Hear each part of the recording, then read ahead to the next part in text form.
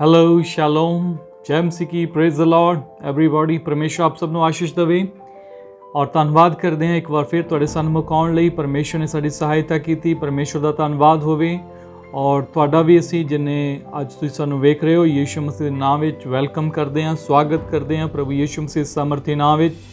ਔਰ ਅੱਜ ਅਸੀਂ ਜਿਸ ਵਿਸ਼ੇ 'ਤੇ ਗੱਲ ਕਰਨ ਜਾ ਰਹੇ ਹਾਂ ਉਹ ਵਿਸ਼ਾ ਹੈ, ਕਈ ਵਾਰ ਅਸੀਂ ਵੇਖਦੇ ਹਾਂ ਬਹੁਤ ਸਾਰੇ ਭੈਣਾਂ ਭਰਾਵਾਂ ਨੂੰ ਜੋ ਆਪਣੀ ਕਿਸਮਤ ਨੂੰ ਜਾਂ ਆਪਣੇ ਜੀਵਨ ਨੂੰ ਲੈ ਕੇ ਕਈ ਵਾਰ ਉਹ ਆਪਣੇ ਆਪ ਨੂੰ ਕੋਸਦੇ ਨੇ ਔਰ ਸੋਚਦੇ ਨੇ ਕਿ ਮੇਰੀ ਲਾਈਫ ਜਿਹੜੀ ਹੈ ਦੂਜਿਆਂ ਨਾਲੋਂ ਸ਼ਾਇਦ ਜ਼ਿਆਦਾ ਬੈਟਰ ਨਹੀਂ ਹੈ। ਤਾਂ ਮੈਂ ਅੱਜ ਤੁਹਾਨੂੰ ਪ੍ਰਭੂ ਯੀਸ਼ੂ ਮਸੀਹ ਦੇ ਸਮਰਥੀ ਨਾਮ ਵਿੱਚ ਜੋ ਪਰਮੇਸ਼ਰ ਦਾ ਵਚਨ ਅੱਜ ਲੈ ਕੇ ਤੁਹਾਡੇ ਸਾਹਮਣੇ ਹਾਜ਼ਰ ਹੋਇਆ, ਮੈਂ ਇਹੋ ਹੀ ਦੱਸਣਾ ਚਾਹੁੰਦਾ ਕਿ ਤੁਸੀਂ ਆਪਣੇ ਆਪ ਨੂੰ ਇਸ ਤਰ੍ਹਾਂ ਨਾ ਆਖੋ, ਕਿਉਂਕਿ ਪਰਮੇਸ਼ਰ ਦੇ ਵਚਨ ਦੇ ਵਿੱਚ ਤੁਹਾਡੇ ਲਈ ਇੱਕ ਬਹੁਤ ਹੀ ਖੂਬਸੂਰਤ ਸਾਡੇ ਲਈ ਗੱਲ ਤੁਹਾਡੇ ਲਈ ਲਿਖੀ ਗਈ ਹੈ। ਔਰ ਉਹ ਪਰਮੇਸ਼ਰ ਦਾ ਵਚਨ ਤੁਹਾਨੂੰ ਅੱਜ ਜੋ ਮੈਂ ਦੱਸਣ ਜਾ ਰਿਹਾ ਹਾਂ ਉਸ ਨੂੰ ਬੜੇ ਧਿਆਨ ਨਾਲ ਸੁਣੀਏਗਾ, ਕਿਉਂਕਿ ਪਰਮੇਸ਼ਰ ਦੇ ਵਚਨ ਦੇ ਵਿੱਚ ਸਾਡੇ ਵਾਸਤੇ ਤੁਹਾਡੇ ਵਾਸਤੇ ਬਹੁਤ ਹੀ ਖੂਬਸੂਰਤ ਮਹਿਮਾ ਨਾਲ ਭਰੀ ਹੋਈ ਕਿਸਮਤ ਦੇ ਬਾਰੇ ਲਿਖਿਆ ਗਿਆ ਹੈ। ਇਸ ਤੋਂ ਪਹਿਲਾਂ ਕਿ ਅਸੀਂ ਉਹਨਾਂ ਵਚਨਾਂ 'ਤੇ ਜਾਈਏ, ਔਰ ਮੈਂ ਚਾਹੁੰਦਾ ਕਿ ਇੱਕ ਵਚਨ ਅਸੀਂ ਅੱਜ ਪਰਮੇਸ਼ਰ ਦੇ ਵਚਨ 'ਚੋਂ ਪੜ੍ਹਾਂਗੇ। ਅਫਸੀਆਂ ਦਾ ਖਤ ਔਰ ਉਸਦਾ 1 ਅਧਿਆਇ ਉਸਦਾ 4 ਤੋਂ ਲੈ ਕੇ 6 ਵਚਨ। ਆਪਣੀ ਬਾਈਬਲ ਨੂੰ ਜ਼ਰੂਰ ਦੇਖੀਏਗਾ। ਅਫਸੀਆਂ ਦਾ ਖਤ ਉਸਦਾ 1 ਅਧਿਆਇ ਉਸਦਾ 4 ਤੋਂ ਲੈ ਕੇ 6 ਵਚਨ। ਜਿਵੇਂ ਉਸਨੇ ਸਾਨੂੰ ਜਗਤ ਦੀ ਨੀਂਹ ਧਰਨ ਤੋਂ ਅੱਗੋਂ ਹੀ ਉਸ ਵਿੱਚ ਚੁਣ ਲਿਆ, ਭਾਈ ਅਸੀਂ ਉਹਦੇ ਸਨਮੁਖ ਪ੍ਰੇਮ ਵਿੱਚ ਪਵਿੱਤਰ ਅਤੇ ਨਿਰਮਲ ਹੋਈਏ। ਉਸ ਨੇ ਜੋ ਆਪਣੀ ਮਰਜ਼ੀ ਦੇ ਨੇਕ ਇਰਾਦੇ ਦੇ ਅਨੁਸਾਰ ਯੀਸ਼ੂ ਮਸੀਹ ਦੇ ਰਾਹੀਂ ਆਪਣੇ ਲਈ ਸਾਨੂੰ ਲੇਪਾਲਕ ਪੁੱਤਰ ਹੋਣ ਨੂੰ ਅੱਗੋਂ ਹੀ ਠਹਿਰਾਇਆ, ਭਾਈ ਉਹਦੀ ਕਿਰਪਾ ਦੀ ਮਹਿਮਾ ਦੀ ਉਸਤਤ ਹੋਵੇ ਜਿਹੜੀ ਉਸ ਨੇ ਉਸ ਪਿਆਰੇ ਵਿੱਚ ਸਾਨੂੰ ਬਖਸ਼ ਦਿੱਤੀ। ਇੱਕ ਵਾਰ ਫੇਰ ਅਸੀਂ ਉਸ ਦਾ 5 ਔਰ 6 ਵਚਨ ਨੂੰ ਦੇਖ ਲਈਏ। ਉਸ ਨੇ ਜੋ ਆਪਣੀ ਮਰਜ਼ੀ ਦੇ ਨੇਕ ਇਰਾਦੇ ਦੇ ਅਨੁਸਾਰ ਯੀਸ਼ੂ ਮਸੀਹ ਦੇ ਰਾਹੀਂ ਆਪਣੇ ਲਈ ਸਾਨੂੰ ਲੇਪਾਲਕ ਪੁੱਤਰ ਹੋਣ ਨੂੰ ਅੱਗੋਂ ਹੀ ਠਹਿਰਾਇਆ, ਭਾਈ ਉਹਦੀ ਕਿਰਪਾ ਦੀ ਮਹਿਮਾ ਦੀ ਉਸਤਤ ਹੋਵੇ ਜਿਹੜੀ ਉਸ ਨੇ ਉਸ ਪਿਆਰੇ ਵਿੱਚ ਸਾਨੂੰ ਬਖਸ਼ ਦਿੱਤੀ। ਹਾਲੇਲੂਇਆ। ਪ੍ਰਭੂ ਦੀ ਮਹਿਮਾ ਹੋਵੇ, ਪ੍ਰਭੂ ਦੀ ਸਤੁਤੀ ਹੋਵੇ ਇਸ ਵਚਨ ਦੇ ਲਈ। ਔਰ ਮੈਨੂੰ ਵਿਸ਼ਵਾਸ ਹੈ ਕਿ ਤੁਸੀਂ ਬੜੇ ਧਿਆਨ ਦੇ ਨਾਲ ਇਸ ਵਚਨ ਨੂੰ ਸੁਣਿਆ ਔਰ ਪੜ੍ਹਿਆ ਹੈ। ਪਰਮੇਸ਼ਰ ਦੇ ਵਚਨ ਦੇ ਵਿੱਚ ਬਹੁਤ ਹੀ ਖੂਬਸੂਰਤੀ ਦੇ ਨਾਲ ਇਸ ਜਗ੍ਹਾ ਤੇ ਦੱਸਿਆ ਗਿਆ ਹੈ ਕਿ ਪਰਮੇਸ਼ਵਰ ਨੇ ਸਾਨੂੰ ਜਗਤ ਦੀ ਨੀਂਹ ਧਰਨ ਤੋਂ ਪਹਿਲਾਂ, ਤੁਹਾਨੂੰ ਜਗਤ ਦੀ ਨੀਂਹ ਧਰਨ ਤੋਂ ਪਹਿਲਾਂ ਹੀ ਚੁਣਿਆ ਹੋਇਆ ਹੈ। ਹਾਲੇਲੂਇਆ। ਪ੍ਰਭੂ ਦੀ ਸਤੁਤੀ ਹੋਵੇ। ਅੱਜ ਬਹੁਤ ਸਾਰੇ ਭੈਣ ਭਰਾ ਨੇ ਜਿਹੜੇ ਇਸ ਵਚਨ ਨੂੰ ਨਾ ਜਾਣਦੇ ਹੋਏ ਔਰ ਆਪਣੇ ਆਪ ਦੇ ਬਾਰੇ ਤਰ੍ਹਾਂ ਦੇ ਗਲਤ ਵਿਚਾਰ ਸੋਚਦੇ ਨੇ। ਗਲਤ ਵਿਚਾਰ ਸੋਚਣ ਦੇ ਬਾਰੇ ਮੈਂ ਫੋਰ ਐਗਜ਼ਾਮਪਲ ਤੁਹਾਨੂੰ ਦੱਸਣਾ ਚਾਹੁੰਦਾ, ਕਈ ਵਾਰ ਲੋਕ ਸਾਡੇ ਨਾਲ ਇਸ ਤਰ੍ਹਾਂ ਦੱਸਦੇ ਨੇ ਕਿ ਸਾਡੇ ਵਾਸਤੇ ਪਾਸਟਰ ਜੀ ਤੁਸੀਂ ਪ੍ਰਾਰਥਨਾ ਕਰੋ, ਤੁਸੀਂ ਪਰਮੇਸ਼ਵਰ ਦੇ ਸੇਵਕ ਹੋ ਔਰ ਪਰਮੇਸ਼ਵਰ ਨੇ ਤੁਹਾਨੂੰ ਚੁਣਿਆ ਹੈ ਔਰ ਤੁਹਾਡੀ ਪਰਮੇਸ਼ਵਰ ਜਲਦੀ ਸੁਣਦਾ ਹੈ, ਸਾਡੀ ਜਲਦੀ ਨਹੀਂ ਸੁਣਦਾ। ਬਹੁਤ ਸਾਰੀਆਂ ਗੱਲਾਂ ਕਈ ਵਾਰ ਅਸੀਂ ਦੂਜਿਆਂ ਦੇ ਮੁਖ ਤੋਂ ਸੁਣਦੇ। ਕਈ ਲੋਕ ਤਾਂ ਇਸ ਤਰ੍ਹਾਂ ਕਹਿੰਦੇ ਨੇ ਸਾਡੀ ਕਿਸਮਤ ਮਾੜੀ ਹੈ। ਜਿਹੜੇ ਲੋਕ ਪਰਮੇਸ਼ਵਰ ਨੂੰ ਨਹੀਂ ਜਾਣਦੇ, ਵਚਨ ਨੂੰ ਨਹੀਂ ਜਾਣਦੇ, ਉਹ ਬਹੁਤ ਸਾਰੀਆਂ ਗੱਲਾਂ ਨੂੰ ਇਸ ਤਰ੍ਹਾਂ ਬੋਲਦੇ ਨੇ। ਪਰ ਅੱਜ ਮੈਂ ਤੁਹਾਨੂੰ ਦੱਸਣਾ ਚਾਹੁੰਦਾ ਕਿ ਪਰਮੇਸ਼ਵਰ ਤੁਹਾਡੀ ਅੱਜ ਕਿਸਮਤ ਬਦਲਣ ਜਾ ਰਿਹਾ ਹੈ ਇਸ ਵਚਨ ਦੇ ਦੁਆਰਾ, ਕਿਉਂਕਿ ਜਦ ਤੁਹਾਨੂੰ ਇਸ ਚੀਜ਼ ਦਾ ਪਤਾ ਹੋ ਜਾਏਗਾ, ਪਤਾ ਲੱਗ ਜਾਏਗਾ ਕਿ ਤੁਸੀਂ ਪਰਮੇਸ਼ਵਰ ਵਿੱਚ ਕੌਣ ਹੋ, ਤਾਂ ਤੁਸੀਂ ਉਸ ਤਰ੍ਹਾਂ ਨਹੀਂ ਜੀਓਗੇ ਜਿਵੇਂ ਤੁਸੀਂ ਅੱਜ ਜੀ ਰਹੇ ਹੋ। ਤੁਸੀਂ ਨਿਰਾਸ਼ਾ ਵਿੱਚ, ਤੁਸੀਂ ਮੁਸ਼ਕਲਾਂ ਤੇ ਸਮੱਸਿਆਵਾਂ ਵਿੱਚ ਜੀ ਰਹੇ ਹੋ। ਔਰ ਇਸੇ ਕਾਰਨ ਬਹੁਤ ਸਾਰੇ ਭੈਣ ਭਰਾ ਜਦੋਂ ਸੱਚਾਈ ਦਾ ਨਹੀਂ ਪਤਾ ਹੁੰਦਾ ਤੇ ਉਹ ਲੋਕ ਉਹਨਾਂ ਲੋਕਾਂ ਕੋਲ ਜਾ ਕੇ, ਜਿਨ੍ਹਾਂ ਲੋਕਾਂ ਨੂੰ ਖੁਦ ਪਰਮੇਸ਼ਰ ਦੇ ਵਚਨ ਦੀ ਨੌਲੇਜ ਨਹੀਂ ਆ, ਉਹਨਾਂ ਲੋਕਾਂ ਕੋਲ ਜਾ ਕੇ ਧੋਖਾ ਖਾਂਦੇ ਨੇ ਔਰ ਉਹ ਸੋਚਦੇ ਨੇ ਕਿ ਸ਼ਾਇਦ ਉਹ ਲੋਕ ਮੇਰੇ ਲਈ ਕੁਝ ਕਰ ਦੇਣਗੇ। ਪਰ ਮੈਂ ਤੁਹਾਨੂੰ ਦੱਸਣਾ ਚਾਹੁੰਦਾ ਕਿ ਆਲਰੇਡੀ ਪਰਮੇਸ਼ਵਰ ਨੇ ਤੁਹਾਨੂੰ ਚੁਣਿਆ ਹੋਇਆ ਹੈ। ਬਾਈਬਲ ਸਾਨੂੰ ਦੱਸਦੀ ਹੈ ਕਿ ਪਰਮੇਸ਼ਰ ਨੇ ਜਗਤ ਦੇ ਨੀਂਹ ਧਰਨ ਤੋਂ ਪਹਿਲਾਂ ਹੀ ਆਪਣੇ ਪ੍ਰੇਮੀਆਂ ਨੂੰ, ਆਪਣੇ ਲੋਕਾਂ ਨੂੰ ਚੁਣਿਆ ਹੋਇਆ ਹੈ। ਧਿਆਨ ਦੇਈਏ ਇਸ ਵਚਨ ਤੇ। ਪਰਮੇਸ਼ਰ ਦਾ ਵਚਨ ਕੀ ਕਹਿੰਦਾ ਹੈ ਕਿ ਪਰਮੇਸ਼ਵਰ ਨੇ ਸਾਨੂੰ ਲੇਪਾਲਕ ਪੁੱਤਰ ਹੋਣ ਲਈ ਅੱਗੋਂ ਹੀ ਠਹਿਰਾਇਆ। ਔਰ ਇਸ ਜਗ੍ਹਾ ਤੇ ਪਰਮੇਸ਼ਵਰ ਦਾ ਵਚਨ ਕਹਿੰਦਾ ਹੈ ਕਿ ਪਰਮੇਸ਼ਵਰ ਨੇ ਪਹਿਲਾਂ ਹੀ ਸਾਨੂੰ ਚੁਣਿਆ ਹੋਇਆ ਹੈ। ਜਦੋਂ ਪਰਮੇਸ਼ਵਰ ਨੇ ਪਹਿਲਾਂ ਹੀ ਸਾਨੂੰ ਚੁਣਿਆ ਤੇ ਠਹਿਰਾਇਆ ਹੋਇਆ ਹੈ ਤਾਂ ਇਸ ਦਾ ਮਤਲਬ ਇਹ ਹੈ ਕਿ ਹੁਣ ਅਸੀਂ ਪਰਮੇਸ਼ਵਰ ਦੇ ਵਚਨ ਦੇ ਮੁਤਾਬਕ ਅਸੀਂ ਆਪਣੇ ਆਪ ਨੂੰ ਨਿਰਾਸ਼ਾ ਜਾਂ ਮੁਸ਼ਕਲਾਂ ਜਾਂ ਸਮੱਸਿਆਵਾਂ ਦੇ ਵਿੱਚ ਆਪਣੇ ਆਪ ਨੂੰ ਛੱਡ ਨਾ ਦਈਏ ਕਿ ਮੈਂ ਸਿਰ ਇਸੇ ਤਰ੍ਹਾਂ ਰਹਿ ਸਕਦਾ ਹਾਂ, ਮੇਰੀ ਕਿਸਮਤ ਹੀ ਇਸ ਤਰ੍ਹਾਂ ਦੀ ਹੈ, ਮੈਂ ਸ਼ਾਇਦ ਸਾਰੀ ਉਮਰ ਇਸੇ ਤਰ੍ਹਾਂ ਰਵਾਂਗਾ, ਸਾਡੇ ਕਦੀ ਹਾਲਾਤ ਨਹੀਂ ਬਦਲਣਗੇ ਜਾਂ ਸਾਡਾ ਪਰਿਵਾਰ ਇਸੇ ਤਰ੍ਹਾਂ ਰਹੇਗਾ। ਨੋ ਮੇਰੇ ਭੈਣੋ ਭਰਾਵੋ, ਬਿਲਕੁਲ ਇਹ ਗਲਤ ਹੈ। ਤੁਹਾਨੂੰ ਅੱਜ ਆਪਣੇ ਭਾਗ ਨੂੰ ਜੋ ਪਰਮੇਸ਼ਰ ਨੇ ਤੁਹਾਡੇ ਲਈ ਠਹਿਰਾਇਆ ਹੈ ਜਾਣਨ ਦੀ ਜ਼ਰੂਰਤ ਹੈ। ਬਾਈਬਲ ਸਾਨੂੰ ਇਹ ਦੱਸਦੀ ਹੈ ਜਦੋਂ ਤੱਕ ਕੋਈ ਵਿਅਕਤੀ ਨਿਆਣਾ ਹੈ, ਬੇਸ਼ੱਕ ਉਹ ਸਾਰੀਆਂ ਚੀਜ਼ਾਂ ਦਾ ਵਾਰਿਸ ਵੀ ਹੋਵੇ, ਫਿਰ ਵੀ ਉਹਦੇ ਵਿੱਚ ਤੇ ਨੌਕਰ 'ਚ ਕੋਈ ਫਰਕ ਨਹੀਂ ਹੁੰਦਾ। ਤੁਸੀਂ ਸ਼ਾਇਦ ਮੇਰੀ ਗੱਲ ਨੂੰ ਸਮਝ ਰਹੇ ਹੋ। ਅੱਜ ਬਹੁਤ ਸਾਰੇ ਲੋਕ ਨੇ ਜਿਹੜੇ ਨਹੀਂ ਜਾਣਦੇ ਕਿ ਉਹਨਾਂ ਦਾ ਪਰਮੇਸ਼ਰ ਵਿੱਚ ਕੀ ਅਧਿਕਾਰ ਹੈ। ਉਹ ਉਸ ਅਧਿਕਾਰ ਨੂੰ ਨਾ ਜਾਣਦੇ ਹੋਏ ਬੱਚਿਆਂ ਦੇ ਸਮਾਨ ਨੇ, ਆਪਣੇ ਆਪ ਨੂੰ ਬੱਚਿਆਂ ਦੇ ਸਮਾਨ ਬਣਾਇਓ, ਜਿਨ੍ਹਾਂ ਨੂੰ ਕੁਝ ਵੀ ਪਤਾ ਨਹੀਂ ਹੈ, ਜਿਨ੍ਹਾਂ ਦੀਆਂ ਗਿਆਨ ਇੰਦਰੀਆਂ ਅਜੇ ਪੱਕੀਆਂ ਨਹੀਂ ਹਨ, ਜਿਨ੍ਹਾਂ ਨੂੰ ਇਸ ਚੀਜ਼ ਦਾ ਹਜੇ ਤੱਕ ਅਹਿਸਾਸ ਨਹੀਂ ਕਿ ਉਹਨਾਂ ਨੂੰ ਕੀ ਕੁਝ ਪ੍ਰਾਪਤ ਹੈ। ਬਾਈਬਲ ਸਾਨੂੰ ਇਹ ਦੱਸਦੀ ਹੈ ਜਦੋਂ ਤੱਕ ਅਸੀਂ ਮਸੀਹ ਵਿੱਚ ਨਿਆਣੇ ਹਾਂ ਤਾਂ ਸਾਨੂੰ ਉਹਨਾਂ ਚਿਰ ਉਸ ਚੀਜ਼ ਦਾ, ਸਾਨੂੰ ਉਸ ਅਧਿਕਾਰ ਦਾ ਪਤਾ ਨਹੀਂ ਚੱਲਦਾ ਜਿਹੜਾ ਅਧਿਕਾਰ ਪਰਮੇਸ਼ਵਰ ਨੇ ਆਪਣੇ ਲੋਕਾਂ ਨੂੰ ਪਹਿਲਾਂ ਹੀ ਦਿੱਤਾ ਹੋਇਆ ਹੈ। ਸੋ ਮੇਰੇ ਪਿਆਰੇ ਭੈਣੋ ਭਰਾਵੋ, ਬਾਈਬਲ ਸਾਨੂੰ ਦੱਸਦੀ ਹੈ ਕਿ ਫਿਰ ਮਾਲਕ ਦੇ ਵਿੱਚ ਤੇ ਨੌਕਰ 'ਚ ਕੋਈ ਜ਼ਿਆਦਾ ਫਰਕ ਨਹੀਂ ਹੁੰਦਾ ਜਦੋਂ ਤੱਕ ਜਿਹੜਾ ਮਾਲਕ ਹੈ ਉਹ ਬੱਚਾ ਹੈ, ਨਿਆਣਾ ਹੈ, ਉਹ ਹਜੇ ਛੋਟਾ ਹੈ। ਜਦ ਉਹ ਵਧੇਗਾ, ਜਦ ਉਹਦੀਆਂ ਗਿਆਨ ਇੰਦਰੀਆਂ ਪੱਕਣਗੀਆਂ, ਜਦ ਉਹਨੂੰ ਸਮਝ ਆਏਗੀ ਕਿ ਮੈਂ ਪਰਮੇਸ਼ਰ ਵਿੱਚ ਕੌਣ ਹਾਂ, ਮੇਰਾ ਅਧਿਕਾਰ ਕੀ ਹੈ, ਤਾਂ ਫਿਰ ਉਹਦੇ ਹਾਲਾਤ ਬਦਲਣੇ ਸ਼ੁਰੂ ਹੋ ਜਾਣਗੇ। ਹਾਲੇਲੂਇਆ।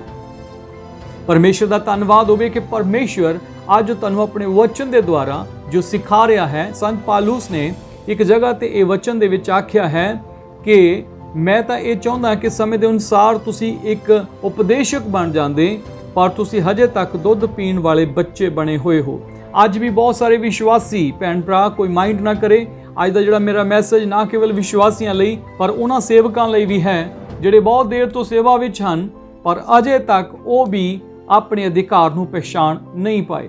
ਜਿਹੜੇ ਲੋਕ ਆਪਣੇ ਅਧਿਕਾਰ ਨੂੰ ਨਹੀਂ ਪਹਿਚਾਣ ਪਾਏ ਉਹਨਾਂ ਵਾਸਤੇ ਇਹ ਸੰਦੇਸ਼ ਹੈ ਕਿ ਆਓ ਤੁਸੀਂ ਆਪਣੇ ਅਧਿਕਾਰ ਨੂੰ ਪਹਿਚਾਣੋ ਕਿ ਪਰਮੇਸ਼ਵਰ ਨੇ ਤੁਹਾਨੂੰ ਕੀ ਕੁਝ ਬਖਸ਼ਿਆ ਹੈ। ਬਾਈਬਲ ਸਾਨੂੰ ਦੱਸਦੀ ਹੈ ਕਿ ਤੁਸੀਂ ਅੱਜ ਆਪਣੇ ਆਪ ਨੂੰ ਨਿਰਾਸ਼ਾ ਦੇ ਵਿੱਚ ਜਾਂ ਆਪਣੇ ਆਪ ਨੂੰ ਦੁੱਖਾਂ ਦੇ ਵਿੱਚ, ਜਾਂ ਤੁਸੀਂ ਕਈ ਵਾਰ ਕਈ ਚੀਜ਼ਾਂ ਦਾ, ਕਈ ਕਮੀਆਂ ਦਾ ਅਭਾਵ ਆਪਣੀ ਜ਼ਿੰਦਗੀ ਦੇ ਵਿੱਚ ਕਰ ਰਹੇ ਹੋ ਕਿ ਮੇਰੇ ਕੋਲ ਇਹ ਨਹੀਂ, ਮੇਰੇ ਕੋਲ ਇਹ ਨਹੀਂ। ਕਈ ਲੋਕ, ਧਿਆਨ ਦਿਓ ਇਸ ਗੱਲ ਤੇ, ਕਈ ਲੋਕ ਇਸ ਗੱਲ ਨੂੰ ਨਹੀਂ ਜਾਣਦੇ ਕਿ ਪਰਮੇਸ਼ਵਰ ਨੇ ਤੁਹਾਨੂੰ ਕੀ ਅਧਿਕਾਰ ਦਿੱਤਾ ਹੈ। ਮੈਂ ਤੁਹਾਨੂੰ ਦੱਸਣਾ ਚਾਹੁੰਦਾ ਪਰਮੇਸ਼ਵਰ ਦੇ ਵਚਨ ਦੇ ਵਿੱਚੋਂ ਅਸੀਂ ਹੁਣੇ ਪੜ੍ਹਿਆ ਕਿ ਪਰਮੇਸ਼ਵਰ ਨੇ ਲਿਪਾਲਕ ਪੁੱਤਰ ਹੋਣ ਦਾ ਸਾਨੂੰ ਹੱਕ ਦਿੱਤਾ ਹੈ। ਇਹਦਾ ਮਤਲਬ ਜਾਣਦੇ ਹੋ ਕਿ ਤੁਸੀਂ ਪਰਮੇਸ਼ਵਰ ਦੀ ਸੰਤਾਨ ਹੋ। ਪਰਮੇਸ਼ਵਰ ਦੀ ਸੰਤਾਨ ਹੋਣ ਦਾ ਅਧਿਕਾਰ ਕਈ ਲੋਕ ਅੱਜ ਵੀ ਪਰਮੇਸ਼ਵਰ ਦੇ ਵਿੱਚ ਹੋ ਕੇ ਵੀ, ਜਾਂ ਕਈ ਲੋਕ ਪਰਮੇਸ਼ਵਰ ਦਾ ਗਿਆਨ ਨਾ ਹੋਣ ਦੇ ਕਾਰਨ, ਕਈ ਲੋਕ ਸੇਵਾ ਵਿੱਚ ਹਨ, ਕਈ ਲੋਕ ਵਿਸ਼ਵਾਸੀ ਵੀ ਹਨ, ਔਰ ਵਿਸ਼ਵਾਸ ਵਿੱਚ ਹੋਣ ਦੇ ਬਾਵਜੂਦ ਵੀ ਉਹਨਾਂ ਦੀ ਲਾਈਫ ਜਿਹੜੀ ਹੈ ਉਹ ਉਸ ਤਰ੍ਹਾਂ ਬਿਲਕੁਲ ਨਹੀਂ ਹੁੰਦੀ ਜਿਵੇਂ ਵਚਨ ਦੱਸਦਾ ਹੈ। ਆਪਣੇ ਆਪ ਨੂੰ ਤਰਸਯੋਗ ਬਣਾਉਂਦੇ ਨੇ। ਉਹ ਸੋਚਦੇ ਨੇ ਕਿ ਸਾਨੂੰ ਕੋਈ ਨਾ ਕੋਈ ਸਾਡੇ ਤੇ ਤਰਸ ਕਰੇ, ਸਾਡੀ ਕੋਈ ਹੈਲਪ ਕਰੇ, ਜਾਂ ਮੈਂ ਤੁਹਾਨੂੰ ਦੱਸਣਾ ਚਾਹੁੰਦਾ ਇਹ ਸਿਚੁਏਸ਼ਨ ਹੁੰਦੀ ਹੈ ਕਈ ਵਾਰ ਅਸੀਂ ਬਹੁਤ ਸਾਰੇ ਦੁੱਖਾਂ ਦੇ ਵਿੱਚੋਂ ਗੁਜ਼ਰ ਰਹੇ ਹੁੰਦੇ ਹਾਂ, ਸਾਨੂੰ ਕਿਸੇ ਦੀ ਸਹਾਇਤਾ ਦੀ ਜ਼ਰੂਰਤ ਪੈ ਸਕਦੀ ਹੈ, ਪਰ ਇਹਦਾ ਮਤਲਬ ਇਹ ਨਹੀਂ ਹੈ ਕਿ ਸਾਰੀ ਉਮਰ ਤੁਸੀਂ ਇੱਕ ਵਿਸਾਖੀ ਦੇ ਸਹਾਰੇ ਜਾਂ ਜਾਨੀ ਤੁਸੀਂ ਸਮਝ ਰਹੇ ਹੋ ਕਿ ਫੌੜੀ ਦੇ ਸਹਾਰੇ ਚੱਲਣਾ ਹੈ। ਪਰਮੇਸ਼ਵਰ ਤੁਹਾਨੂੰ ਇਸ ਤਰ੍ਹਾਂ ਨਹੀਂ ਬਣਾਉਣਾ ਚਾਹੁੰਦਾ। ਪਰਮੇਸ਼ਵਰ ਤੁਹਾਨੂੰ ਇਸ ਤਰ੍ਹਾਂ ਦੇ ਬਿਲਕੁਲ ਨਹੀਂ ਵੇਖਣਾ ਚਾਹੁੰਦਾ ਕਿ ਤੁਸੀਂ ਅਪਾਹਜ ਦੀ ਤਰ੍ਹਾਂ ਚੱਲੋ। ਪਰਮੇਸ਼ਵਰ ਨੇ ਤੁਹਾਨੂੰ ਜੋ ਅਧਿਕਾਰ ਦਿੱਤਾ ਹੈ ਉਸ ਅਧਿਕਾਰ ਨੂੰ ਪਹਿਚਾਣੋ। ਅਧਿਕਾਰ ਮਸੀਹ ਵਿੱਚ ਹੈ, ਔਰ ਅੱਜ ਕਈ ਲੋਕ ਮਸੀਹੀ ਲੋਕ ਆਪਣੇ ਆਪ ਨੂੰ ਨਹੀਂ ਪਹਿਚਾਣ ਪਾ ਰਹੇ। ਮੈਂ ਇੱਕ ਆਇਤ ਤੁਹਾਡੇ ਲਈ ਪੜ੍ਹਨਾ ਚਾਹਾਂਗਾ। ਆਓ ਅਸੀਂ ਪਤਰਸ ਦੀ ਕਿਤਾਬ ਦੇ ਵਿੱਚ ਆਈਏ। ਜਿਨ੍ਹਾਂ ਕੋਲ ਪਵਿੱਤਰ ਬਾਈਬਲ ਹੈ, ਪਤਰਸ ਦੀ ਕਿਤਾਬ, ਪਹਿਲਾ ਪਤਰਸ ਔਰ ਉਸਦਾ ਪਹਿਲਾ ਪਤਰਸ ਉਸਦਾ 2 ਅਧਿਆਇ ਔਰ ਉਸਦਾ 9 ਵਚਨ ਅਸੀਂ ਪੜਾਂਗੇ। 2:9 ਆਏ। ਇੱਥੇ ਲਿਖਿਆ ਹੈ, ਪਰ ਤੁਸੀਂ ਚੁਣਿਆ ਹੋਇਆ ਵੰਸ਼, ਜਾਜਕਾਂ ਦੀ ਸ਼ਾਹੀ ਮੰਡਲੀ, ਪਵਿੱਤਰ ਕੌਮ, ਪਰਮੇਸ਼ਵਰ ਦੀ ਖਾਸ ਪ੍ਰਜਾ ਹੋ, ਭਾਈ ਤੁਸੀਂ ਉਹਦੇ ਗੁਣਾਂ ਦਾ ਪ੍ਰਚਾਰ ਕਰੋ ਜਿਹਨੇ ਤੁਹਾਨੂੰ ਹਨੇਰੇ ਤੋਂ ਆਪਣੇ ਅਚਰਜ ਚਾਨਣ ਵਿੱਚ ਸੱਦ ਲਿਆ। ਗੌਰ ਕਰੀਏ ਪਰਮੇਸ਼ਵਰ ਦੇ ਵਚਨ ਤੇ ਲਿਖਿਆ ਹੈ ਕਿ ਤੁਸੀਂ ਕੌਣ ਹੋ। ਪਹਿਲਾਂ ਇਸ ਗੱਲ ਨੂੰ ਸਮਝਣਾ ਬਹੁਤ ਜ਼ਰੂਰੀ ਹੈ ਕਿ ਤੁਸੀਂ ਕੌਣ ਹੋ। ਅਸੀਂ ਕੌਣ ਹਾਂ। Who are you? ਮਸੀਹ ਵਿੱਚ ਅਸੀਂ ਕੌਣ ਆ? Who are you in Christ? ਤੁਸੀਂ ਮਸੀਹ ਵਿੱਚ ਕੌਣ ਹੋ? ਤੁਹਾਡਾ ਮਸੀਹ ਵਿੱਚ ਪਹਿਚਾਣ ਕੀ ਹੈ? ਕੀ ਤੁਸੀਂ ਸਮਝ ਰਹੇ ਹੋ? ਅੱਜ ਬਹੁਤ ਸਾਰੇ ਭੈਣ ਭਰਾ, ਇਹ ਗੱਲ ਮੈਂ ਫਿਰ ਤੋਂ ਦੱਸਣਾ ਚਾਹੁੰਦਾ ਕਿ ਇਹ ਵਚਨ ਨਾ ਕੇਵਲ ਵਿਸ਼ਵਾਸੀਆਂ ਲਈ, ਨਾ ਕੇਵਲ ਸੇਵਕਾਂ ਲਈ, ਹਰ ਇੱਕ ਉਸ ਜਨ ਲਈ ਹੈ ਜਿਹੜਾ ਜਨ ਬਾਈਬਲ ਤੇ ਵਿਸ਼ਵਾਸ ਕਰਦਾ ਹੈ ਔਰ ਬਾਈਬਲ ਦੇ ਅਨੁਸਾਰ ਚੱਲਦਾ ਹੈ, ਪਰਮੇਸ਼ਰ ਦੇ ਵਚਨ ਤੇ ਵਿਸ਼ਵਾਸ ਕਰਦਾ ਹੈ। ਜਿਨੇ ਪਰਮੇਸ਼ਰ ਦੇ ਪੁੱਤਰ ਯੀਸ਼ੂ ਮਸੀਹ ਨੂੰ ਆਪਣਾ ਪ੍ਰਭੂ ਤੇ ਮੁਕਤੀਦਾਤਾ ਸਵੀਕਾਰ ਕੀਤਾ ਹੈ, ਚਾਹੇ ਉਹ ਸੇਵਕ ਹੈ, ਚਾਹੇ ਉਹ ਵਿਸ਼ਵਾਸੀ ਹੈ, ਉਸ ਨੂੰ ਇਹ ਚੀਜ਼ ਪਹਿਚਾਨਣ ਦੀ ਜ਼ਰੂਰਤ ਹੈ। ਇੱਕ ਪਰਮੇਸ਼ਰ ਦੇ ਬਹੁਤ ਹੀ ਅੱਛੇ ਵਿਦਵਾਨ, ਇੱਕ ਪਰਮੇਸ਼ਰ ਦੇ ਜਨ ਨੇ ਆਖਿਆ ਕਿ ਜੇਕਰ ਮਸੀਹੀ ਲੋਕ ਇਹ ਜਾਣ ਲੈਣ ਕਿ ਉਹਨਾਂ ਨੂੰ ਮਸੀਹ ਵਿੱਚ ਕੀ ਪ੍ਰਾਪਤ ਹੈ, ਤਾਂ ਦੁਨੀਆ ਨੂੰ ਬਦਲਦਿਆਂ ਟਾਈਮ ਨਹੀਂ ਲੱਗੇਗਾ, ਸੰਸਾਰ ਨੂੰ ਬਦਲਦਿਆਂ ਟਾਈਮ ਨਹੀਂ ਲੱਗੇਗਾ, ਜੇਕਰ ਮਸੀਹੀ ਲੋਕ ਇਹ ਜਾਣ ਲੈਣ ਕਿ ਉਹਨਾਂ ਨੂੰ ਮਸੀਹ ਵਿੱਚ ਕੀ ਪ੍ਰਾਪਤ ਹੈ। ਤੁਸੀਂ ਮਸੀਹ ਵਿੱਚ ਕੌਣ ਹੋ? ਤੁਸੀਂ ਜਾਣਦੇ ਹੋ ਕਿ ਅੱਜ ਮਸੀਹ ਦਾ, ਪਰਮੇਸ਼ਰ ਦੇ ਪੁੱਤਰ ਦਾ ਗਿਆਨ ਨਾ ਹੋਣ ਦੇ ਕਾਰਨ ਬਹੁਤ ਸਾਰੇ ਲੋਕ ਅਜੇ ਵੀ ਜਿਵੇਂ ਉਹ ਪਹਿਲਾਂ ਮਸੀਹ ਤੋਂ ਦੂਰ ਰਹਿ ਕੇ ਜੋ ਪਹਿਲਾਂ ਕਰ ਰਹੇ ਸਨ ਉਹ ਅੱਜ ਵੀ ਕਰ ਰਹੇ ਨੇ। ਮਤਲਬ ਪਹਿਲਾਂ ਵੀ ਉਹ ਮਨੁੱਖਾਂ ਤੇ ਭਰੋਸਾ ਕਰਦੇ ਸੀ, ਅੱਜ ਵੀ ਮਨੁੱਖਾਂ ਤੇ ਭਰੋਸਾ ਕਰਦੇ ਨੇ। ਪਹਿਲਾਂ ਵੀ ਉਹਨਾਂ ਨੂੰ ਕੋਈ ਗਿਆਨ ਨਹੀਂ ਸੀ ਔਰ ਅੱਜ ਵੀ ਉਹਨਾਂ ਨੂੰ ਕੋਈ ਗਿਆਨ ਨਹੀਂ ਹੈ। ਕਈ ਲੋਕ ਇਸ ਤਰ੍ਹਾਂ ਦੇ ਨੇ। ਕਈ ਲੋਕ ਪਹਿਲਾਂ ਵੀ ਤੇਲ ਔਰ ਪਾਣੀ ਤੇ ਵਿਸ਼ਵਾਸ ਕਰਦੇ ਸਨ, ਉਹ ਅੱਜ ਵੀ ਤੇਲ ਔਰ ਪਾਣੀ ਤੇ ਹੀ ਵਿਸ਼ਵਾਸ ਕਰਦੇ ਨੇ। ਕਈ ਲੋਕਾਂ ਨੂੰ ਪਰਮੇਸ਼ਵਰ ਦਾ ਗਿਆਨ ਨਹੀਂ ਹੈ। ਜਦੋਂ ਅਸੀਂ ਨਵੇਂ ਮਸੀਹ ਵਿੱਚ ਆਉਂਦੇ ਹਾਂ, ਬਾਈਬਲ ਦੇ ਮੁਤਾਬਕ ਜਦੋਂ ਅਸੀਂ ਇਬਰਾਨੀਆਂ ਦੇ ਖਾਤੇ ਵਿੱਚ ਦੇਖਦੇ ਹਾਂ, ਜਦੋਂ ਅਸੀਂ ਨੀਂਵ ਦੇਖਦੇ ਹਾਂ, ਵਿਸ਼ਵਾਸ ਦੇ ਵਿੱਚ ਜੋ ਨੀਂਵ ਹੈ ਸਾਡੀ, ਉਹ ਤੌਬਾ ਕਰਨਾ, ਬਪਤਿਸਮਾ ਲੈਣਾ, ਹੱਥ ਰੱਖਣਾ, ਇਹ ਸਭ ਨੀਂਵ ਦੀਆਂ ਗੱਲਾਂ, ਮਤਲਬ ਸ਼ੁਰੂਆਤ ਦੀਆਂ ਗੱਲਾਂ ਨੇ। ਕਈ ਲੋਕ ਤੌਬਾ ਵੀ ਕਰ ਲੈਂਦੇ ਨੇ, ਬਪਤਿਸਮਾ ਵੀ ਲੈ ਲੈਂਦੇ ਨੇ, ਮਸੀਹ ਵਿੱਚ ਚੱਲਣਾ ਸ਼ੁਰੂ ਕਰ ਦਿੰਦੇ ਨੇ, ਲੇਕਿਨ ਪਵਿੱਤਰ ਆਤਮਾ ਨਾਲ ਨਾ ਭਰਨ ਦੇ ਕਾਰਨ, ਪਵਿੱਤਰ ਆਤਮਾ ਦਾ ਗਿਆਨ ਨਾ ਹੋਣ ਦੇ ਕਾਰਨ, ਵਚਨ ਦਾ ਗਿਆਨ ਨਾ ਹੋਣ ਦੇ ਕਾਰਨ ਫਿਰ ਵੀ ਉਹ ਉਸੇ ਹੀ ਹਾਲਾਤ ਵਿੱਚ ਰਹਿੰਦੇ ਨੇ। ਔਰ ਇਸ ਚੀਜ਼ ਦਾ ਫਾਇਦਾ ਉਹ ਲੋਕ ਚੁੱਕਦੇ ਨੇ ਜਿਹੜੇ ਖੁਦ ਆਪ ਵੀ ਅੰਧ ਵਿਸ਼ਵਾਸੀ ਹੁੰਦੇ ਨੇ। ਅੰਨੇ ਨੂੰ ਰਾਹ ਨਹੀਂ ਵਿਖਾ ਸਕਦਾ। ਬਾਈਬਲ ਦੱਸਦੀ ਕਿ ਦੋਨੋਂ ਟੋਏ ਵਿੱਚ ਡਿੱਗਣਗੇ। ਸੋ ਮੇਰੇ ਪਿਆਰੇ ਭੈਣੋ ਭਰਾਵੋ, ਧਿਆਨ ਦਿਓ ਪਰਮੇਸ਼ਰ ਦੇ ਵਚਨ ਤੇ। ਮਸੀਹ ਵਿੱਚ ਤੁਸੀਂ ਕੌਣ ਹੋ? ਆਪਣੇ ਆਪ ਦੇ ਲਈ ਤੁਸੀਂ ਇਸ ਵਚਨ ਨੂੰ ਬੋਲੋ ਜੋ ਇੱਥੇ ਲਿਖਿਆ ਹੈ, ਤੁਸੀਂ ਚੁਣਿਆ ਹੋਇਆ ਵੰਸ਼, ਜਾਜਕਾਂ ਦੀ ਸ਼ਾਹੀ ਮੰਡਲੀ। ਸ਼ਾਹੀ ਮੰਡਲੀ ਦਾ ਮਤਲਬ ਜਾਣਦੇ ਹੋ? ਅੱਜ ਵੀ ਪਰਮੇਸ਼ਰ ਦੇ ਵਚਨ ਦੇ ਮੁਤਾਬਕ ਅਗਰ ਤੁਸੀਂ ਇਸ ਗੱਲ ਨੂੰ ਦੇਖੋ ਕਿ ਤੁਸੀਂ ਇੱਕ ਚੁਣਿਆ ਹੋਇਆ ਵੰਸ਼ ਹੋ, ਜਾਜਕਾਂ ਦੀ ਸ਼ਾਹੀ ਮੰਡਲੀ ਹੋ, ਪਵਿੱਤਰ ਕੌਮ ਹੋ, ਪਰਮੇਸ਼ਰ ਦੀ ਖਾਸ ਪ੍ਰਜਾ ਹੋ, ਤਾਂ ਕਿ ਤੁਸੀਂ ਉਹਦੇ ਗੁਣਾਂ ਦਾ ਪ੍ਰਚਾਰ ਕਰੋ। ਪਰਮੇਸ਼ਰ ਨੇ ਤੁਹਾਨੂੰ ਰਾਜੇ ਬਣਾਇਆ ਹੈ। ਤੁਸੀਂ ਰਾਜੇ ਹੋ, ਤੁਸੀਂ ਰਾਜਕੁਮਾਰ ਹੋ, ਪਰਮੇਸ਼ਰ ਦਾ ਵਚਨ ਦੱਸਦਾ ਹੈ। ਪਰ ਫਿਰ ਵੀ ਕਈ ਲੋਕ ਭਿਖਾਰੀਆਂ ਦੀ ਤਰ੍ਹਾਂ ਆਪਣਾ ਜੀਵਨ ਜੀ ਰਹੇ ਨੇ। ਕਿਉਂ? ਇਸ ਤਰ੍ਹਾਂ ਕਿਉਂ ਹੈ? ਕਿਉਂਕਿ ਤੁਸੀਂ ਮਸੀਹ ਵਿੱਚ ਆਪਣੇ ਅਧਿਕਾਰ ਨੂੰ ਪਹਿਚਾਨ ਨਹੀਂ ਪਾ ਰਹੇ। ਮਸੀਹ ਵਿੱਚ ਪਰਮੇਸ਼ਰ ਨੇ ਤੁਹਾਡੇ ਲਈ ਜੋ ਕੀਤਾ ਹੈ, ਉਸ ਅਧਿਕਾਰ ਨੂੰ ਨਹੀਂ ਜਾਣ ਪਾ ਰਹੇ, ਪਹਿਚਾਨ ਨਹੀਂ ਪਾ ਰਹੇ। ਤੁਸੀਂ ਕਿਉਂ ਜੀ ਰਹੇ ਹੋ? ਤੁਹਾਡੇ ਜੀਵਨ ਦਾ ਮਕਸਦ ਕੀ ਹੈ? ਕਿਉਂ ਤੁਸੀਂ ਇੱਥੇ ਹੋ? ਔਰ ਪਰਮੇਸ਼ਰ ਦਾ ਵਚਨ ਸਾਨੂੰ ਦੱਸਦਾ ਤੁਸੀਂ ਕਿਉਂ ਪੈਦਾ ਹੋਏ ਹੋ। ਤੁਸੀਂ ਪਰਮੇਸ਼ਰ ਦੇ ਵਚਨ 'ਚ ਇਹਨਾਂ ਸਾਰੇ ਸਵਾਲਾਂ ਦਾ ਜਵਾਬ, ਜੋ ਬਹੁਤ ਸਾਰੇ ਕੁਐਸਚਨ ਨੇ, ਬਹੁਤ ਸਾਰੇ ਸਵਾਲ ਨੇ, ਉਹਨਾਂ ਦਾ ਸਵਾਲਾਂ ਦਾ ਜਵਾਬ ਤੁਸੀਂ ਪਰਮੇਸ਼ਰ ਦੇ ਵਚਨ 'ਚੋਂ ਪਾ ਸਕਦੇ ਹੋ। ਤੁਸੀਂ ਇੱਥੇ ਸੰਸਾਰ ਵਿੱਚ ਐਵੇਂ ਹੀ ਨਹੀਂ ਹੋ। ਤੁਹਾਡੀ ਲਾਈਫ ਜਿਹੜੀ ਹੈ ਉਹ ਐਵੇਂ ਕਿਵੇਂ ਦੀ ਲਾਈਫ ਨਹੀਂ ਹੈ। ਤੁਹਾਡੀ ਜ਼ਿੰਦਗੀ ਸਿਰਫ ਐਵੇਂ ਨਹੀਂ ਹੈਗੀ, ਸਧਾਰਨ ਨਹੀਂ ਹੈਗੀ। ਤੁਸੀਂ ਆਰਡੀਨਰੀ ਪਰਸਨ ਨਹੀਂ ਹੋ। ਪਰਮੇਸ਼ਰ ਨੇ ਤੁਹਾਨੂੰ ਐਕਸਟਰਾ ਆਰਡੀਨਰੀ ਬਣਾਇਆ ਹੈ। ਪਰਮੇਸ਼ਰ ਨੇ ਤੁਹਾਨੂੰ ਖਾਸ ਬਣਾਇਆ ਹੈ।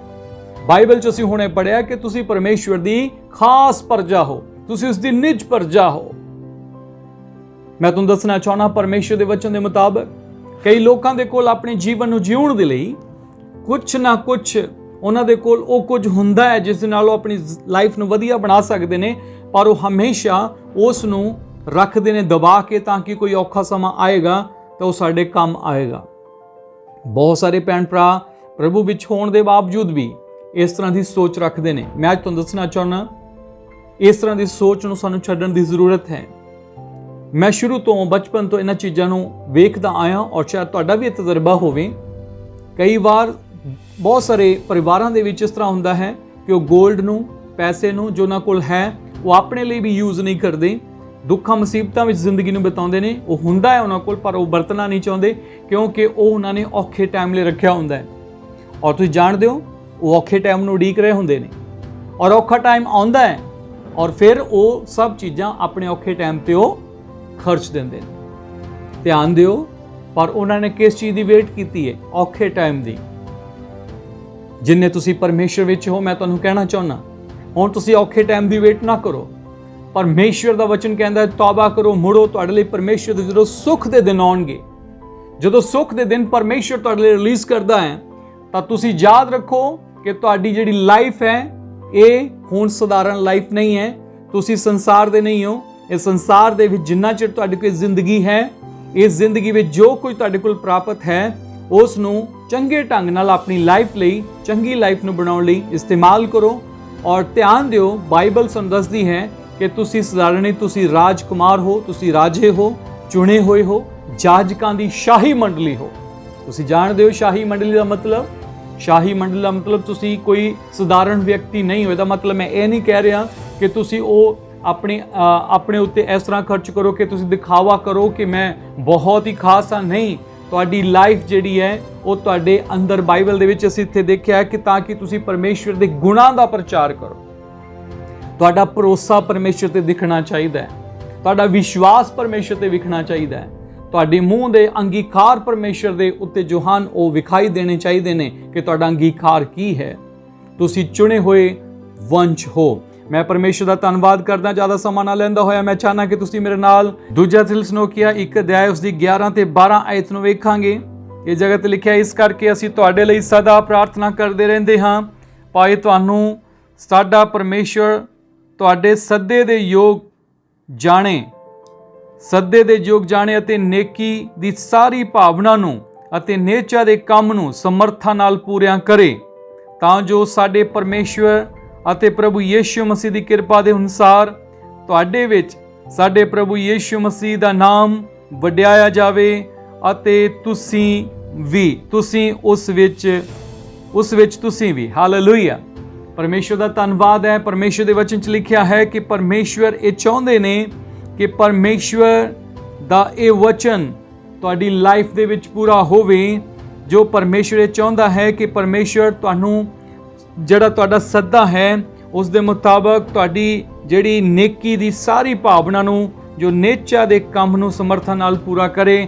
ਔਰ ਬਾਈਬਲ ਸਾਨੂੰ ਇਸ ਜਗ੍ਹਾ ਤੇ ਦੱਸਦੀ ਹੈ ਕਿ ਸਾਡੇ ਪ੍ਰਭੂ ਯੀਸ਼ੂ ਮਸੀਹ, ਸਾਡੇ ਪਿਤਾ ਦੀ ਕਿਰਪਾ ਦੇ ਅਨੁਸਾਰ ਤੁਹਾਡੇ ਉੱਤੇ ਜੋ ਪ੍ਰਭੂ ਯੀਸ਼ੂ ਮਸੀਹ ਨਾਮ ਦੀ ਵਡਿਆਈ ਜਿਹੜੀ ਹੈ ਉਹ ਪ੍ਰਗਟ ਹੋਵੇ। ਹਾਲੇਲੂਇਆ।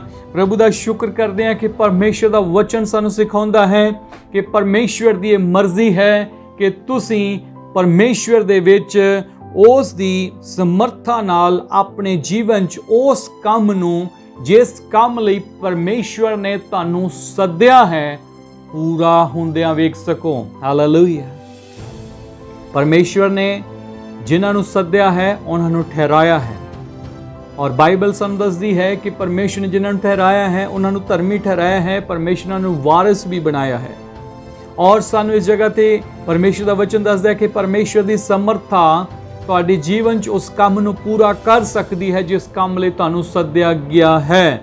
ਤੁਸੀਂ ਚੁਣੇ ਗਏ ਹੋ, ਔਰ ਜਦ ਤੁਹਾਨੂੰ ਸੱਦਿਆ ਗਿਆ ਜਿਸ ਕੰਮ ਲਈ ਤੁਹਾਨੂੰ ਚੁਣਿਆ ਗਿਆ ਉਸ ਨੂੰ ਪੂਰਾ ਹੁੰਦਾ ਵੇਖਣਾ ਹੈ ਤਾਂ ਤੁਹਾਨੂੰ ਨੇਚਾ ਦੀ ਇਸ ਗੱਲ ਨੂੰ, ਜਿਵੇਂ ਕਿ ਅਸੀਂ ਹੁਣੇ ਵੇਖਿਆ ਪਰਮੇਸ਼ਰ ਦੇ ਵਚਨ ਦੇ ਵਿੱਚ ਬਹੁਤ ਹੀ ਸਫਾਈ ਦੇ ਨਾਲ ਇੱਕ ਗੱਲ ਕਹੀ ਗਈ ਹੈ, ਜਾਣੋ ਅਤੇ ਨੇਕੀ ਦੀ ਸਾਰੀ ਭਾਵਨਾ ਨੂੰ ਅਤੇ ਨੇਚਾ ਦੇ ਕੰਮ ਨੂੰ ਸਮਰਥਾ ਨਾਲ ਪੂਰਿਆਂ ਕਰੇ। ਪਰਮੇਸ਼ਰ ਤੁਹਾਡੀ ਜ਼ਿੰਦਗੀ ਦੇ ਵਿੱਚ ਉਸ ਕੰਮ ਨੂੰ ਪੂਰਾ ਕਰ ਸਕਦਾ ਹੈ।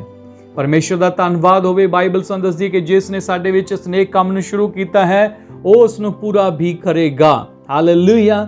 ਜੇ ਤੁਸੀਂ ਪਰਮੇਸ਼ਵਰ ਦੀ ਸਮਰੱਥਾ ਨਾਲ ਭਰਪੂਰ ਹੋ ਕੇ ਇਸ ਵਚਨ ਦੇ ਅਕੋਰਡਿੰਗਲੀ ਆਪਣੇ ਬਾਰੇ ਸੋਚੋਗੇ ਕਿ ਤੁਸੀਂ ਇੱਕ ਚੁਣੇ ਹੋਏ ਵੰਸ਼ ਹੋ, ਤੁਹਾਨੂੰ ਪਰਮੇਸ਼ਵਰ ਦਾ ਵਚਨ ਕਹਿੰਦਾ ਹੈ ਕਿ ਤੁਹਾਨੂੰ ਕਦੀ ਵੀ ਪਰਮੇਸ਼ਵਰ ਇਕੱਲਾ ਨਹੀਂ ਛੱਡੇਗਾ। ਔਰ ਦੂਸਰੀ ਗੱਲ ਬਾਈਬਲ 'ਚ ਲਿਖੀ ਗਈ ਹੈ, ਤੁਸੀਂ ਜਦੋਂ ਜ਼ਬੂਰਾਂ ਦੇ ਵਿੱਚ ਵੀ ਪੜ੍ਹ ਸਕਦੇ ਹੋ, ਲਿਖਿਆ ਕਿ ਧਰਮੀ ਨੂੰ ਪਰਮੇਸ਼ਵਰ ਨੇ ਕਦੀ ਵੀ ਤਿਆਗਿਆ ਨਹੀਂ ਹੈ। ਜ਼ਬੂਰ ਲਿਖਣ ਵਾਲਾ ਕਹਿੰਦਾ ਹੈ ਕਿ ਮੈਂ ਅੱਜ ਤੱਕ ਬਚਪਨ ਤੋਂ ਵੇਖਦਾ ਆਇਆ ਹਾਂ ਤੇ ਨਾ ਤਾਂ ਮੈਂ ਕਦੀ ਧਰਮੀ ਨੂੰ ਤਿਆਗਿਆ ਹੋਇਆ ਤੇ ਨਾ ਕਦੀ ਉਹਦੀ ਸੰਤਾਨ ਨੂੰ ਟੁਕੜੇ ਮੰਗਦਿਆਂ ਵੇਖਿਆ ਹੈ। ਉਹਦੀ ਸੰਤਾਨ ਜਾਣੀ ਧਰਮੀ ਦੀ ਸੰਤਾਨ ਕਦੀ ਵੀ ਭੀਖ ਨਹੀਂ ਮੰਗਦੀ, ਪਰਮੇਸ਼ਵਰ ਉਹਨਾਂ ਦੀ ਹਰ ਜ਼ਰੂਰਤ ਨੂੰ ਪੂਰਾ ਕਰਦਾ ਹੈ। ਮੈਂ ਧੰਨਵਾਦ ਕਰਦਾ ਇਸ ਗੱਲ ਲਈ। ਤੁਸੀਂ ਦੇਖਿਆ ਹੈ ਪੂਰੇ ਸੰਸਾਰ ਦੇ ਵਿੱਚ ਪ੍ਰਭੂ ਯੀਸ਼ੂ ਮਸੀਹ ਦੇ ਨਾਮ ਤੇ ਕੋਈ ਵੀ ਭਿਖਾਰੀ ਭੀਖ ਨਹੀਂ ਮੰਗਦਾ, ਔਰ ਇਸ ਗੱਲ ਦਾ ਸਬੂਤ ਹੈ ਕਿ ਬਾਈਬਲ ਸੱਚੀ ਹੈ। ਅਸੀਂ ਵੇਖਦੇ ਹਾਂ ਕਿ ਅੱਜ ਤੱਕ ਬਹੁਤ ਸਾਰੇ ਨਾਮ ਨੇ, ਉਹਨਾਂ ਨਾਮਾਂ ਤੇ ਮੰਗਿਆ, ਲੋਕ ਮੰਗਦੇ ਨੇ, ਪਰ ਪ੍ਰਭੂ ਯੀਸ਼ੂ ਮਸੀਹ ਦੇ ਨਾਮ ਤੇ ਕੋਈ ਭਿਖਾਰੀ ਨਹੀਂ ਹੈ, ਕਿਉਂਕਿ ਯੀਸ਼ੂ ਮਸੀਹ ਨੂੰ ਮੰਨਣ ਵਾਲਿਆਂ ਨੂੰ ਪਰਮੇਸ਼ਰ ਦਾ ਵਚਨ ਕਹਿੰਦਾ ਹੈ ਕਿ ਉਹਨਾਂ ਨੂੰ ਕਦੀ ਵੀ ਪਰਮੇਸ਼ਰ ਭੀਖ ਮੰਗਣ ਲਈ ਨਹੀਂ ਛੱਡਦਾ, ਤਿਆਗਦਾ ਨਹੀਂ ਹੈ ਪਰਮੇਸ਼ਰ। ਸੋ ਮੈਂ ਧੰਨਵਾਦ ਕਰਦਾ। ਔਰ ਬਾਈਬਲ ਦੇ ਵਿੱਚ ਜਿਹੜਾ ਅਸੀਂ ਹੁਣੇ ਪੜ੍ਹਿਆ ਕਿ ਪਰਮੇਸ਼ਰ ਉਸ ਕੰਮ ਨੂੰ ਜਿਹੜਾ ਤੁਹਾਡੀ ਜ਼ਿੰਦਗੀ 'ਚ ਉਹਨੇ ਸ਼ੁਰੂ ਕੀਤਾ ਹੈ ਉਸ ਨੂੰ ਕੀ ਕਰੇ, ਪੂਰਾ ਕਰੇ। ਮੈਂ ਚਾਹੁੰਦਾ ਕਿ ਮੇਰੇ ਨਾਲ ਇੱਕ ਹੋਰ ਆਇਤ ਤੁਸੀਂ ਪੜ੍ਹ ਲਓ, ਔਰ ਕਲੀਸਿਆਂ ਦੀ ਕਿਤਾਬ ਉਸ ਦਾ 4 ਅਧਿਆਇ ਔਰ ਉਸ ਦਾ 17। ਅਤੇ ਅਰਖਿਪੁਸ ਨੂੰ ਆਖਣਾ, ਭਾਈ ਜਿਹੜੀ ਸੇਵਕਾਈ ਤੈਨੂੰ ਪ੍ਰਭੂ ਵਿੱਚ ਪ੍ਰਾਪਤ ਹੋਈ ਹੈ, ਵੇਖੀ ਤੂੰ ਉਸ ਨੂੰ ਪੂਰਿਆਂ ਕਰੀ। ਸੋ ਪਰਮੇਸ਼ਰ ਦਾ ਵਚਨ ਇਸ ਜਗ੍ਹਾ ਤੇ ਦੱਸਦਾ ਹੈ ਕਿ ਜਿਹੜਾ ਕੰਮ ਪਰਮੇਸ਼ਰ ਨੇ ਆਪਣੇ ਸੇਵਕ ਨੂੰ ਦਿੱਤਾ ਹੈ ਉਸ ਨੂੰ ਪੂਰਾ ਕਰਨ ਲਈ ਇਸ ਜਗ੍ਹਾ ਤੇ ਸੰਤ ਪੌਲੁਸ ਪ੍ਰੇਰਿਤ ਕਰਦੇ ਨੇ। ਹਾਲੇਲੂਇਆ। ਸੋ ਪਰਮੇਸ਼ਰ ਨੇ ਤੁਹਾਨੂੰ ਚੁਣਿਆ ਹੈ, ਤੁਹਾਨੂੰ ਵੀ ਕੰਮ ਦਿੱਤੇ ਨੇ, ਪਰਮੇਸ਼ਰ ਦੇ ਕੰਮਾਂ ਨੂੰ ਪੂਰਾ ਕਰਨਾ ਹੈ, ਉਹਦੇ ਗੁਣਾਂ ਦਾ ਪ੍ਰਚਾਰ ਕਰਨਾ ਹੈ। ਤੁਸੀਂ ਜਾਜਕਾਂ ਦੀ ਸ਼ਾਹੀ ਮੰਡਲੀ ਹੋ, ਚੁਣਿਆ ਹੋਇਆ ਵੰਸ਼ ਹੋ, ਤੁਸੀਂ ਸਧਾਰਨ ਨਹੀਂ ਹੋ। ਪਰਮੇਸ਼ਰ ਨੇ ਤੁਹਾਨੂੰ ਆਪਣੇ ਕੰਮਾਂ ਲਈ ਚੁਣਿਆ ਹੈ। ਸੋ ਆਪਣੇ ਆਪ ਨੂੰ ਪਰਮੇਸ਼ਰ ਦੇ ਅੱਗੇ ਸਮਰਪਿਤ ਕਰੋ ਤਾਂ ਕਿ ਪਰਮੇਸ਼ਰ ਤੁਹਾਨੂੰ ਇਸਤੇਮਾਲ ਕਰ ਸਕੇ ਔਰ ਤੁਸੀਂ ਕਲੀਸਿਆ ਲਈ ਇੱਕ ਬਰਕਤ ਦਾ ਕਾਰਨ ਠਹਿਰ ਸਕੋ। ਔਰ ਕਲੀਸਿਆ ਜਿਹੜੇ ਨਵੇਂ ਲੋਕ ਪਰਮੇਸ਼ਰ ਦੇ ਵਿੱਚ ਆ ਰਹੇ ਨੇ, ਜਿਹੜੇ ਲੋਕ ਪਰਮੇਸ਼ਰ ਨੂੰ ਜਾਣ ਰਹੇ ਨੇ, ਉਹਨਾਂ ਲਈ ਤੁਸੀਂ ਇੱਕ ਬਰਕਤ ਦਾ ਕਾਰਨ ਠਹਿਰ ਸਕੋ। ਔਰ ਜਿਨ੍ਹਾਂ ਨੇ ਹਜੇ ਤੱਕ ਬਰਕਤ ਨਹੀਂ ਪਾਈ ਹੈ ਉਹਨਾਂ ਲਈ ਤੁਸੀਂ ਬਰਕਤ ਦਾ ਕਾਰਨ ਠਹਿਰ ਸਕੋ। ਪਰਮੇਸ਼ਰ ਦਾ ਧੰਨਵਾਦ ਹੋਵੇ ਕਿ ਪਰਮੇਸ਼ਰ ਨੇ ਆਪਣੇ ਵਚਨ ਦੇ ਰਾਹੀਂ ਸਾਨੂੰ ਇਸ ਗੱਲ ਦਾ ਯਾਦ ਦਿਲਾ ਦਿੱਤਾ ਕਿ ਤੁਸੀਂ ਆਪਣੀ ਕਿਸਮਤ ਲਈ ਨਾ ਰੋਵੋ, ਕਿਉਂਕਿ ਪਰਮੇਸ਼ਰ ਨੇ ਮਹਿਮਾਮਈ ਕਿਸਮਤ ਨਾਲ ਤੁਹਾਨੂੰ ਸਾਜਿਆ ਹੈ। ਪਰਮੇਸ਼ਰ ਦੀ ਇੱਛਾ ਤੁਹਾਡੇ ਲਈ ਬਹੁਤ ਵੱਡੀ ਹੈ ਔਰ ਪਰਮੇਸ਼ਰ ਚਾਹੁੰਦਾ ਹੈ ਕਿ ਜਿਹੜਾ ਕੰਮ ਪਰਮੇਸ਼ਰ ਨੇ ਤੁਹਾਨੂੰ ਦਿੱਤਾ ਹੈ ਉਸ ਨੂੰ ਤੁਸੀਂ ਪੂਰਿਆਂ ਕਰੋ। ਪਰਮੇਸ਼ਰ ਆਪ ਨੂੰ ਆਸ਼ੀਸ਼ ਦੇਵੇ। God bless you. ਪ੍ਰਾਰਥਨਾ ਕਰਾਂਗੇ। ਪਿਆਰੇ ਪਿਤਾ, ਮੈਂ ਧੰਨਵਾਦ ਕਰਦਾ ਇਸ ਮਹਿਮਾਮਈ ਭਾਗਯ ਲਈ ਜੋ ਤੁਸੀਂ ਆਪਣੇ ਬੱਚਿਆਂ ਨੂੰ ਦਿੱਤੇ ਨੇ। ਪਿਆਰੇ ਪ੍ਰਭੂ ਜੀ, ਤੁਸੀਂ ਆਪਣੇ ਬੱਚਿਆਂ ਨੂੰ ਅਨਾਥ ਨਹੀਂ ਛੱਡਦੇ, ਕਦੀ ਇਕੱਲਿਆਂ ਨਹੀਂ ਛੱਡਦੇ। ਤੁਸੀਂ ਮਹਾਨ ਪ੍ਰਭੂ ਇੱਕ ਵੱਡੀ ਬਲੈਸਿੰਗ ਦੇ ਨਾਲ ਆਪਣੇ ਬੱਚਿਆਂ ਨੂੰ ਬਲੈਸ ਕੀਤਾ ਹੈ।